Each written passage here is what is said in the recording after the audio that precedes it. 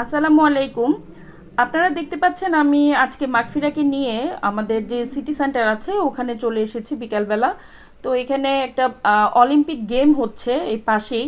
আমরা কিছুক্ষণ পরে ওখানে যাব এবং আপনাদের সাথে এই ভিডিওটির মাধ্যমে অলিম্পিক গেমটিও শেয়ার করব ইনশাল্লাহ। তো এখন আমি আপনাদের সাথে শেয়ার করব এই ভিডিওটির যে মেইন টপিক, মানে ফ্রান্সে অবৈধ বাংলাদেশিরা কি কাজের মাধ্যমে বৈধ হতে পারবেন কি না, এই বিষয়টি নিয়ে আপনাদের সাথে এখন আমি শেয়ার করব। তো ফ্রান্সের যারা অবৈধ বাংলাদেশি আছেন বা ইন্ডিয়ান আছেন বা পাকিস্তানি আছেন বা এশিয়ার যে কোনো দেশেরই যারা আছেন, ওনারা কিন্তু কাজের মাধ্যমে ফ্রান্সে বৈধ হতে পারবেন। তো এটার একটা প্রক্রিয়া আছে, আইনি প্রক্রিয়া। তো ওখান থেকে আমি ফ্রান্সের যে ওয়েবসাইট আছে, গভর্নমেন্টের ওয়েবসাইট, ওখান থেকে আমি এটার যে নিয়ম কানুনটা আছে সেটা আমি ডাউনলোড করে সেটা আমি পড়ে নিয়েছি।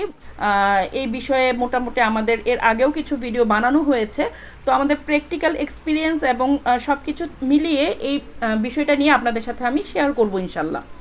তো প্রথমেই যে নিয়মটি, যারা কাজের মাধ্যমে ফ্রান্সে বৈধ হতে পারবেন ওনারা 3 বছর, 5 বছর অথবা 7 বছর পর্যন্ত ফ্রান্সে থাকতে হবে। এটা একটা নিয়ম।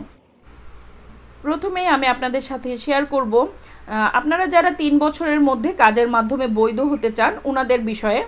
তো এখানে যারা 3 বছরের মধ্যে বৈধ হতে চান ওনাদের ন্যূনতম 24 মাসের কাজের 24 মাস যে আপনারা কাজ করেছেন সেটা বেতনের একটা স্লিপ লাগবে, যেখানে আপনারা 24 মাস কাজ করেছেন এবং 24 মাস গভর্নমেন্টকে আপনারা ট্যাক্স দিয়েছেন আর কি। বেতনের যে পে স্লিপ সেটা ব্যাংকে হতে পারে বা আপনাকে যেভাবেই দিক না কেন ওইটার একটা পে স্লিপ লাগবে প্রমাণ করার জন্য যে আপনি এই 24 মাস গভর্নমেন্টকে জানিয়ে, গভর্নমেন্টকে ট্যাক্স দিয়ে আপনি কাজ করেছেন। এবং আপনার যখন ফ্রান্সে আপনি থাকছেন সেটার 3 বছর মেয়াদ পূর্ণ হয়ে যাবে, তখন কিন্তু আপনারা যারা অবৈধ আছেন ওনারা কিন্তু বৈধ হওয়ার জন্য ফ্রান্সের গভর্নমেন্টের কাছে অ্যাপ্লাই করতে পারবেন যে আপনাকে ইমিগ্রেন্টে এই দেশে থাকার পারমিশন দেয়া হোক।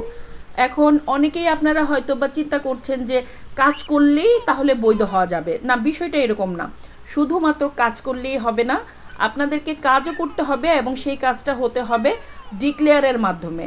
এখন আপনারা জিজ্ঞেস করবেন ডিক্লেয়ার কি? তো ডিক্লেয়ারটা হচ্ছে যেটা আপনারা যে কাজ করছেন, আপনি যখন অবৈধ থাকবেন তখন কিন্তু আপনাকে গভর্নমেন্ট কাজ করার পারমিশন দিবে না। সুতরাং আপনি যখন কাজ খুঁজতে যাবেন সবাই আপনাকে জিজ্ঞেস করবে আপনার কি কাজ করার পারমিশন আছে কি না। যখন দেখবে যে আপনার কাজ করার পারমিশন নাই, সেই ক্ষেত্রে আপনাকে কোনো মালিক কিন্তু কাজে নিতে চাইবে না। আর আপনাকে যখন কোনো মালিক কাজে নিতে চাইবে না তখন কিন্তু আপনার জন্য একটা চ্যালেঞ্জ হয়ে যাবে যে এই কাজটা আপনার জন্য ব্যবস্থা করা খুব বড় একটা চ্যালেঞ্জিং ইস্যু। এটা যারা প্র্যাকটিক্যালি এটার এক্সপিরিয়েন্স আছে ওনারা খুব ভালো এটা বলতে পারবে।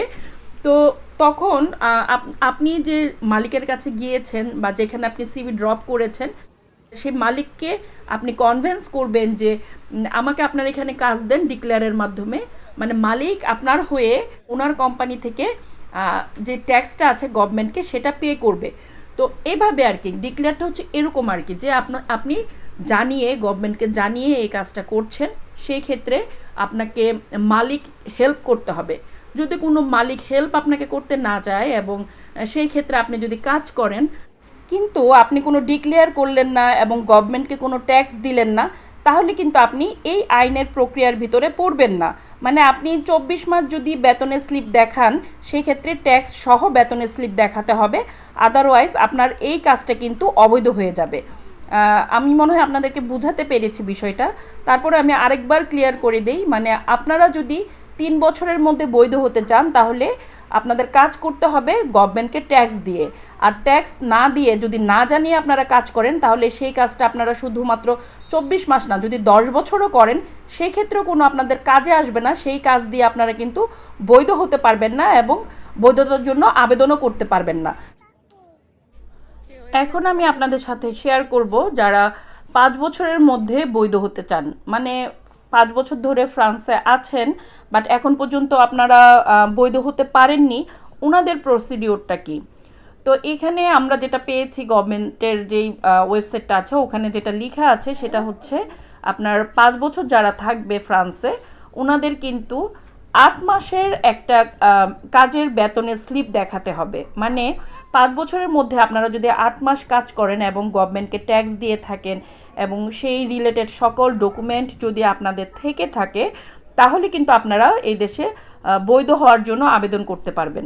এবং এই পেপারের মাধ্যমে কিন্তু বৈধ হওয়া সম্ভব, কারণ আপনি কিন্তু এখানে দেখেন অলরেডি 5 বছর ধরে কিন্তু ফ্রান্সে আছেন। সুতরাং ফ্রান্সের কালচার এবং এই দেশটার সাথে আপনি কিন্তু মোটামুটি অ্যাডজাস্ট হয়ে গেছেন।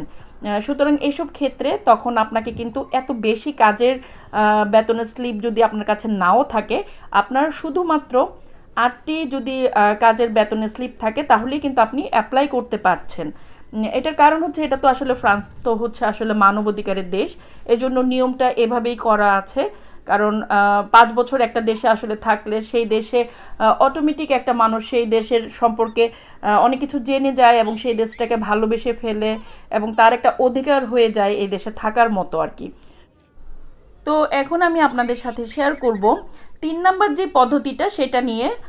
এখানে যারা 7 বছরের পরে যে বৈধ হতে চাচ্ছেন, ওনাদের নিয়মটা হচ্ছে এই 7 বছরের মধ্যে লাস্ট যে 3 বছর আছে, সেখানে আপনারা যদি 1 বছর কাজ করে থাকেন, মানে যে কোনো 3 বছরের আপনারা 12টা যদি বেতনের স্লিপ দেখাতে পারেন, এই 12টি বেতনের স্লিপ কিন্তু অবশ্যই ডিক্লেয়ারের ভিতরে হতে হবে এবং গভর্নমেন্টকে ট্যাক্স দিয়েছেন এরকম ইস্যু এখানে থাকতে হবে। আপনারা যদি 12টি বেতনের স্লিপ দেখাতে পারেন লাস্ট 3 বছরে, যারা 7 বছর ধরে আছেন ওনাদের জন্য এটা বলছি, ওনারা কিন্তু এরকম অবস্থায় কিন্তু আপনারা বৈধ হওয়ার জন্য ফ্রান্স গভর্নমেন্টের কাছে আবেদন করতে পারবেন।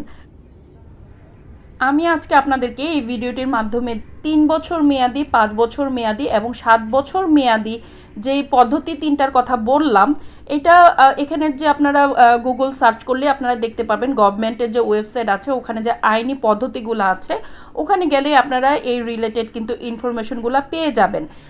তবে এখানে আরেকটা কথা বলে রাখা ভালো, আমি যেহেতু কোনো লয়ার না, এজন্য আপনারা যদি চান তাহলে এটাকে আরও ভালোভাবে জানার জন্য যারা অ্যাপ্লাই করতে যাবেন, আপনারা যদি চান তাহলে কোনো ভালো উকিলের সাথে কথা বলে সেইভাবে প্রিপারেশন নিয়ে আপনারা যেতে পারেন।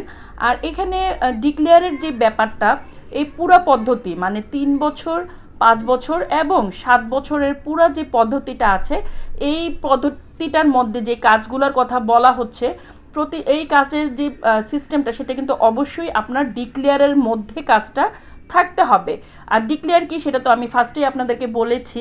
তো আপনারা যারা এখন পর্যন্ত কাজ করছেন বাট আপনাদের কোনো ডিক্লেয়ার নাই, আপনারা আসলে যত দ্রুত সম্ভব ডিক্লেয়ারের মাধ্যমে কাজ করতে চেষ্টা করুন এবং ট্রাই করুন।